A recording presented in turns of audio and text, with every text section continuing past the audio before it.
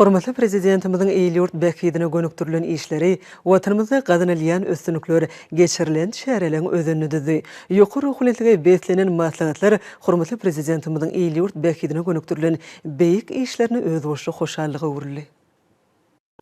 Aşgabat şäheriniň 140 ýyllyk münasibetli Türkmen Döwlet Binägarlyk Gurulşy Instituty, Aşgabat şäheriniň Ak mermerden ajak köşkleri gurulan Merjenim ten Ak şäherim Aşgabat ady bilen bayramçylyk dawratyny geçirdi. Aşgabatyň şäher gurulşy binägarlyk keşfi bilen ajaýyp faýdalyşyk emele getirýän täze binalar halkyň bu sonjyny goşulanmak bilen bir hatarda, olaň rahat hemde bagtyar durmuşyny üpşine diýen desgalar öwürlýärler. Parahatçylaryň dörrüjliginiň ötüşiň we feýgüniň mekany bolan paýtatymyz gönnüňini mehriban akadamynyň tagalasy bilen ötüşleriň birentlikden atarap bedew wady bilen ananly gadamrya. Aşgabat dünýäniň iň obadan we ýaşamak üçin has oňoýly şäher parahatçylyk dörrüji merkezi hökmüne awryny barha artdyrýar.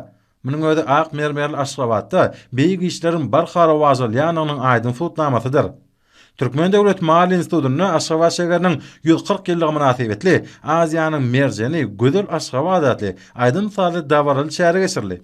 Ýagnanan aýdyndyr salarda berqarar döwletimiziň bagtyarlyk döwrüne mehriban akadamynyň ýol başlygyna amala asyrlayan äger türlü tutumly işleriň gödel paýtatymyz Aşgabat şäheriniň hemde Türkmenistan parahatçylygyň we ananşman watan ýylynyň tarypy belentden ýetirildi.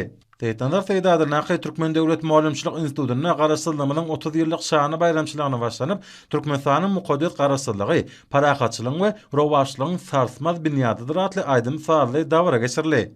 Türkmenistanyň Döwlet Energetika Instituty, Demokratik Partiýanyň Mary vilayet marşeger komitetleri bilen bilelikde gurmaklaryny, Aşgabat şäheriniň esaslandyrylmagynyň 140 ýyllygy hemde günnegoryň beýik akyllary we nusgawy şahyry Magtymyr Pragynyň doglangynyň 300 ýyllyk münasibetli dawraly maksat geçirildi.